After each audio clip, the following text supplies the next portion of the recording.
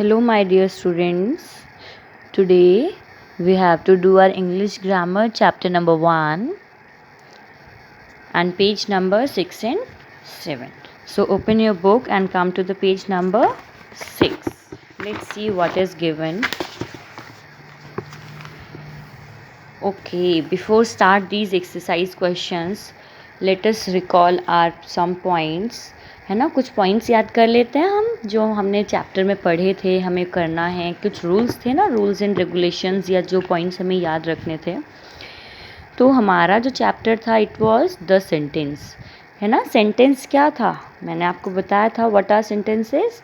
A group of words which can make the meaningful और a senseful sentence, है ना, जिससे हमें कुछ मीनिंगफुल या कुछ सेंसिबल वर्ड्स को मिला के हमारा कोई एक सेंटेंस बने, है ना, जो कंप्लीट करे हमारे मीनिंग्स वर्ड्स को। So first point is a sentence always begins with capital letter. पहला आपको पॉइंट क्या बताया था कि हमारा जो सेंटेंस है वो हमेशा कैपिटल लेटर से स्टार्ट होता है। मैंने आपको बताई थी हमारी इंग्लिश जो हम लिखते हैं हम उसको 2 वेज में ही लिख सकते हैं, है ना। 2 वेज में लिख सकते हैं। First one was capital in capital letters and like A to Z, and the other was small letters A to Z. So आपको हमेशा क्या याद रखना है कि आपका जो सेंटेंस है वो कैपिटल लेटर से ही स्टार्ट हो। Okay, next is a sentence always ends with. Ends का मतलब क्या होता है? ख़त्म होना। यानी एक जो सेंटेंस हमने अगर कोई भी सेंटेंस लिखा है वो जब हमेशा ख़त्म हो, यानी आपकी जो सेंटेंस है वो पूरा कंप्लीट हो जाए, after that you have to use a full stop. यानी उसको ख़त्म होने के बाद आपको क्या करना है, या तो फुल स्टॉप लगाना है, ठीक है। अगर आप किसी से क्वेश्चन कर रहे हैं तो क्वेश्चन मार्क, और if you are expressing your feelings then you can use exclamation mark, है ना। हमें इन 3 मार्क्स को यूज़ करना है अपने सेंटेंस में ख़त्म होने के लिए। तीनों एक टाइम पे यूज़ कभी नहीं होते हैं, ठीक है। एक साथ हम तीनों को यूज़ नहीं कर सकते हैं। It depends on the sentence कि आपने किसी को कुछ बताया है, कोई फीलिंग्स से शेयर की है, और otherwise you have asked any questions from anyone, ठीक है। So now come to the exercise. Let's start reading. 1. The words given below are jumbled। यानी आपको जो ये वर्ड्स दिए हैं ये गलत दिए हुए हैं, जम्बल्ड हैं, ऊपर नीचे दिए हैं, गलत हैं। Put the words in right order to make sensible sentences। आपको क्या करना है, इन वर्ड्स को करेक्ट ऑर्डर में लिखना है जिससे कोई सेंसिबल सेंटेंस बन सके। Begin each sentence with the capital letter, means आपको जो फर्स्ट सेंटेंस स्टार्ट करना है अपना, तो उसको किससे स्टार्ट करना है, कैपिटल लेटर से। And put a full stop और a question mark at the end. तो या तो आपको फुल स्टॉप यूज़ करना है या क्वेश्चन मार्क करना है। Let's see, 1 is done for you. A in time comes never he and full stop. तो आपको ये सेंटेंस गिवन एंड आपको you have to rearrange it. So ये गलत है ना, आगे पीछे दिया, इसका कोई सेंस नहीं बन रहा है। So what is the sensible sentence? He never comes in time. Let's see second number पे क्या है, in the east rises the sun. तो अब ये क्या करेंगे, सन जो है वो ईस्ट से उगता है ना। तो अब आप मुझे बताओ इसको क्या लिख सकते हैं हम, कोशिश करिए, शायद आपने ट्राई भी किया हो। So the sun rises, the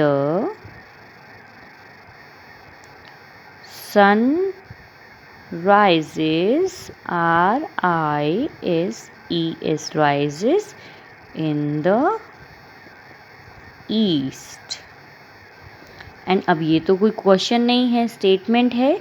so we are going to use here full stop. Okay. Sunita a writing letter is.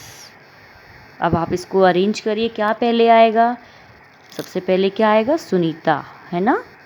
And name है, नाउन है एंड फर्स्ट सेंटेंस से स्टार्ट भी हो रहा है, so we have to use capital letter. Now write Sunita, then is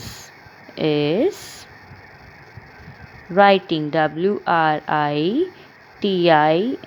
writing a letter. And then it is also a statement, so we have to use full stop. Parents your obey. So ये तो बहुत easy है, आपने बहुत बार पढ़ा भी है इसे. क्या आएगा पहले? obey पहले आएगा. So obey, obey का मतलब क्या होता है? अपने पेरेंट्स की बात मानना या उन्होंने जो ऑर्डर दिया है आज्ञा का पालन करना. ठीक है, obey your पेरेंट्स. आपको वैसे हमेशा अपने पेरेंट्स की बात माननी चाहिए, पेरेंट्स की एंड एल्डर्स की. ठीक है, याद रखना इस बात को. Is the Ganga river holy? तो अब आप इसमें क्वेश्चन क्या बनाएंगे? So our next sentence is the Ganga river holy. अब कुछ बच्चों को लग रहा होगा कि ये सेंटेंस करेक्ट है ना? सो यू आर राइट, ये सेंटेंस करेक्ट भी है और इनकरेक्ट भी है. लेट्स सी, अगर आप इसका क्वेश्चन बनाते हैं, जैसे इज़ द गंगा रिवर हॉली, ये तो एक क्वेश्चन हो गया. हम ऑलरेडी आपसे पूछ रहे हैं कि क्या गंगा रिवर हॉली है, यानी हॉली मतलब होता है पवित्र, है ना?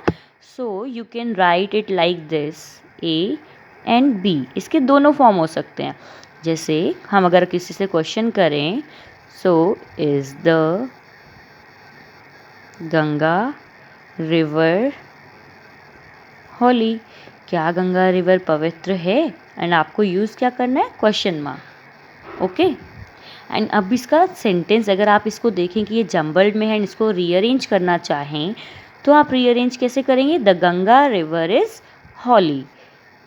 The Ganga river is holy.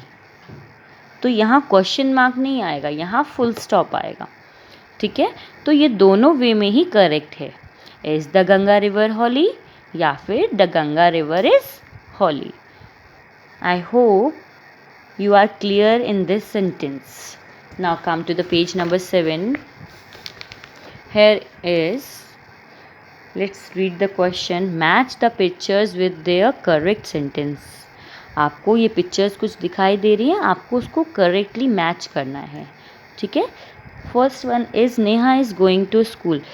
I think this is very easy and you will do it. ठीक है, so write down homework here. आप होमवर्क डालिए एंड ये आप खुद करेंगे. And no one take help from their parents.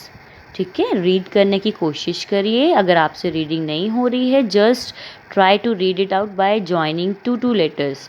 NE ने, HA हा, यानी Neha is going to school. ठीक है, आप रीडिंग करने की कोशिश करिए and then you have to match according to the sentences. So thank you students. If you have any doubt, you can ask me.